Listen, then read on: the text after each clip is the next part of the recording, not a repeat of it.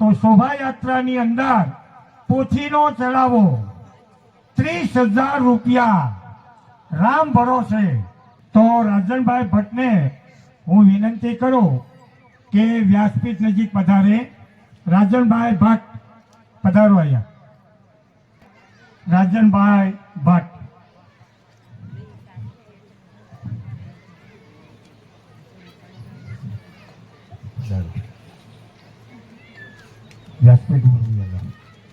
રાજનભાઈ ભટ્ટનું સ્વાગત સાલ ઓઢાડી અને આપણા જ ગામના સંત એવા પૂજ્ય દયારામ બાપુને વિનંતી કરો કે સાલ ઓઢાડી અને તેમનું સન્માન કરે.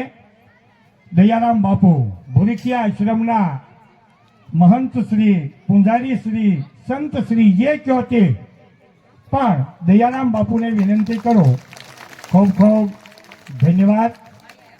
દાનની સરવાણી સતત ચાલુ છે. આજની ભોજનના દાતા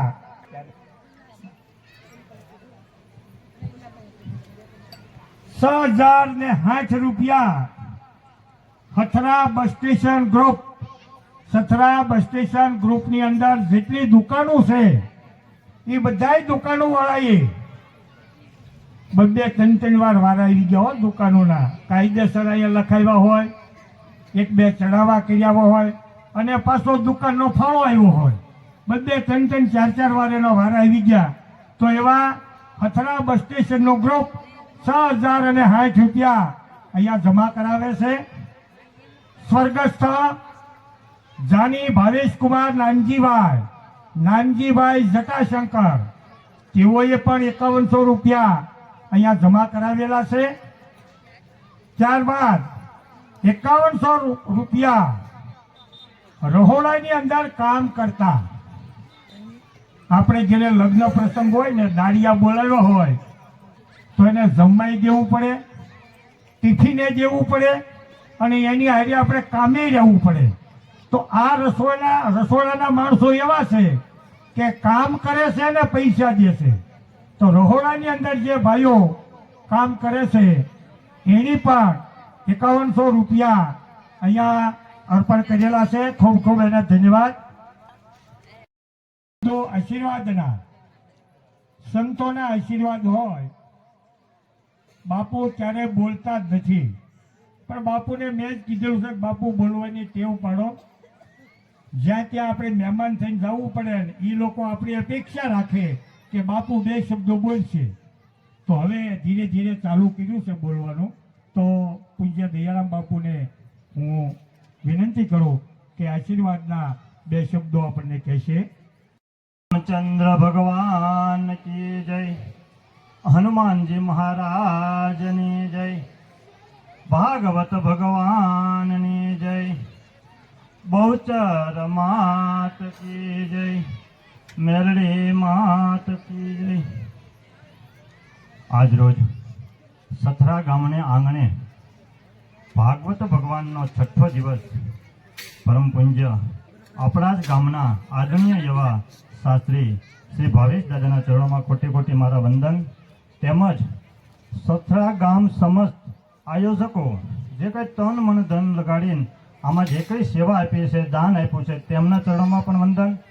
આવું સુંદર મજાનું 42 ડિગ્રી તાપમાનમાં શ્રોતાઓ જેનો સમય કાઢીને જેઓ કથાને સાંભળવા માટે આવ્યા છે તેવાના ચરણોમાં પણ વંદન. સથરા ગામની અંદર ખૂબ ધાર્મિક માહોલ અવારનવાર, આમ ગણીએ તો દર 3 મહિને આપણા ગામની અંદર ધાર્મિક માહોલ હોય છે, ધાર્મિક વાતાવરણ ઊભું થઈ ગયું છે કે જ્યારે જ્યારે ધર્મનું કામ હોય ત્યારે ત્યારે માણસો ભાવ વિભોર બનીને આવતા હોય છે. જ્યારે સાહેબ ખૂબ ભાવથી આગ્રહ કરે છે કે બાપુ 2 શબ્દો, પણ 2 શબ્દો કઈ રીતે આપવા? કારણ કે આપણી પાસે વેદ પડ્યા, પુરાણ પડ્યા, સંતો છે, મહંતો છે, શાસ્ત્રીઓ છે, આપણે એમાંથી ઘણું બધું શીખવાનું છે. આશીર્વાદ કામ નથી આવતા. આપણે સંસ્કૃતિ અને આપણે સંસ્કૃતિને ઉજાગર કરવાની છે, સંસ્કૃતિને જાગૃત રાખવાની છે. તો જે ગહન કરવાનું છે શાસ્ત્રમાંથી ગહન કરવાનું છે. અમારા 2 પુષ્પ કે આશીર્વાદ આપવાથી એ ગહન નથી થતું. એનામાં જે આપણે કથા સાંભળવા માટે આવ્યા છીએ તો આમાંથી શિવન લેશું એવું જો શ્રોતાઓ કહેતા હોય તો 2 આશીર્વાદ, 2 પુષ્પ, 2 શબ્દો આપવાનું મન થાય. આપણે વ્યસન અને ફેશનની દુનિયામાં પહોંચ્યા છીએ તો સંતો ક્યાં આધારે 2 શબ્દો આપી શકે? કારણ કે ખૂબ સરળતાથી અત્યારે વ્યસનનું, સવારે જ માતાજી સવારની કથામાં પણ હાજર હતો ત્યારે આપણે માતાજી સૂચન કર્યું કે નથી આપણે ભગવાનને ભોગ કે થાળ ધરતા, આપણે વ્યસનમાં વયા ગયા છીએ, નથી આપણાથી વ્યસન મુકાતું. જો મારી અપીલને માનો તો સથરા ગામના તમામ યુવાન ભાઈઓ બહેનો આ કથા દરમિયાન, કાલે આપણી કથાની પૂર્ણાહુતિનો દિવસ છે, 5-25 બહેનો ભાઈઓ વ્યસન કરતા હોય એવી વ્યક્તિ પૂજ્ય દાદા પાસે આવે અને સંકલ્પ કરે કે ભાઈ અમે આજથી વ્યસન મૂકી છીએ, તો આ કથા કરી સાર્થક કહેવાય, અમારા આશીર્વાદ પણ સાર્થક થાય. પછી આજ ફેશનની દુનિયામાં આપણે ગયા છીએ, મંદિરોમાં કઈ હાલતે, કેવા કપડે, ફેશનમાં આપણે મંદિરના દર્શન કરવા જઈએ છીએ. એ તો વિચારો મારા બહેનો, આપણે આપણા સંતાનોને કેવું વ્યસન આપી છે, કેવી ફેશન આપી છે. નાનું બાળક હોય, 5 વર્ષનું બાળક હોય ને આપણે ફેશનમાં કરવા દઈએ તો બરોબર છે. આજે અમુક ઉંમર લાયક જે દર્શને આવે છે ત્યારે ખુદ નાના મહંતોને પણ શરમથી માથું ઝૂકી જાય છે. તો ક્યાં આધારે આશીર્વાદ આપવા? દિલની અંદર તો એટલું બધું ગદગદિત થાય છે કે આપણે આ વ્યસન ને ફેશનની અંદર બરબાદ થવા બેઠા છે. એટલી બધી બીમારી આવી છે. તો હવે આમાંથી ઉગરવા કરતાં ભાગવત તો આપણે એક પરંપરા છે 2 કાર્યની. એક આપણા ગામ લેવલની જે કાંઈ આપણા નાના મોટા અજાણતા સૂક્ષ્મ દ્રષ્ટિથી આપણાથી કર્મ થતો હોય એમાંથી મુક્તિ મળે છે. તેવી જ રીતે આપણા પિતૃઓને પણ તૃપ્તિ મળે છે. પણ આજે જે ભાગવત આ બધું હોવા છતાં આપણે જે બહારની દુનિયામાં વયા ગયા છીએ એમાંથી કંઈક આપણે બહાર આવીએ અને આવું આરાધ્ય આપણા કૃષ્ણ ભગવાન, આરાધ્ય ભાગવત ભગવાનની પાસે આવીને કંઈક સંકલ્પ લઈએ, કંઈક ફેશનમાં સુધારો કરીએ, કંઈક આપણા વ્યસનમાં સુધારો કરીએ તો ખૂબ આનંદની વસ્તુ છે. બાકી સથરા ગામની વિશે તો બોલવું તો મારી કર્મભૂમિ, મારી જન્મભૂમિ, સાધુપણું પણ અહીંયા જ છે, કર્મભૂમિ અહીંયા જ છે, જન્મભૂમિ પણ અહીંયા છે, મારા ગુણથી પણ બધા પરિચિત છો. તો સથરા ગામને વારંવાર મારી નમ્ર વિનંતી છે કે કાંઈક વ્યસનમાંથી, ફેશનમાંથી આપણે બહાર આવીએ અને સથરા ગામને એક આદર્શ ગામ બનાવીએ. અને હજી 2 થી 3 વર્ષથી મારા સતત મારા દિલની અંદર એક વાત એવી છે કે અનેક ધર્મ પ્રેમીઓ કે આપણા ગામના એક યોગેશભાઈ દવે જન્માષ્ટમી બહુ સુંદર રીતે ગામને સાથે રાખીને ઉજવે છે. તેવી જ રીતે માતાજીનો પાઠ ઉત્સવ આખું મંડળ સાથ ને સહકારને ગામના ઉજવે છે. તેવી રીતે જો સથરા ગામનું તળાવ કોઈ આ સાર્વજનિક વ્યક્તિ 1-2 ઊભી થાય અને દર 3 મહિને 6 મહિને તળાવ સાફ કરાવે તો એક મારા દિલનો એવો રાજીપો છે કે દર વર્ષે 1 થી 2 વાર આપણું તળાવની સફાઈ થાય અને ભવ્યતા અને દિવ્યતા ગામની લાવીએ. ખૂબ સુંદર મજાનું જાનીભાઈ શમશાનનું કામ પણ કરાવે છે. અનેક વિવિધતામાં એકતા છે. વિવિધ અલગ અલગ જગ્યાઓમાં જે કંઈ નિર્ણાયકો બન્યા છે ખૂબ સુંદર કામગીરી કરે છે.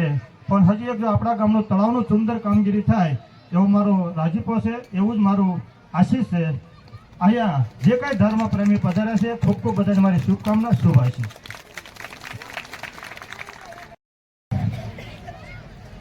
વ્યસન છોડવા પડશે અને ફેશન પણ છોડવી પડશે. અત્યારે દેખાદેખી એટલી બધી વધી ગઈ છે કે ફલાણા આ કપડાં પહેર્યા તો મારે આ પહેરવા છે. મહાન સોક્રેટિસ ગ્રીસનો થઈ ગયો, 18 અંગ વાંકા હતા, પણ ગ્રીકની રાજકીય સભામાં એની સલાહ લેવામાં આવતી. અંગ એના 18 વાંકા હતા, કપડાનો કોઈ મેળ નહોતો, પણ બુદ્ધિ એટલી બધી હતી. હવે આપણામાં બુદ્ધિ તો છે જ, પણ વિચારતા નથી. આજે ઉપગ્રહ તમે ઉપર જવા દો, શૂન્ય અવકાશમાં આપણા ઉપગ્રહો ફર્યા કરે. નથી એને પેટ્રોલ જોતું, નથી ડીઝલ જોતું, નથી ચાલુ કન્ડિશનમાં રાખવા પડતા, અને છતાંય આપણને ત્યાંથી સંદેશા, ટીવી ચાલુ કરો તો તરત બતાય, મોબાઈલ ચાલુ કરો તો વાતું થાય. આ બધુંય ઉપગ્રહને હિસાબે.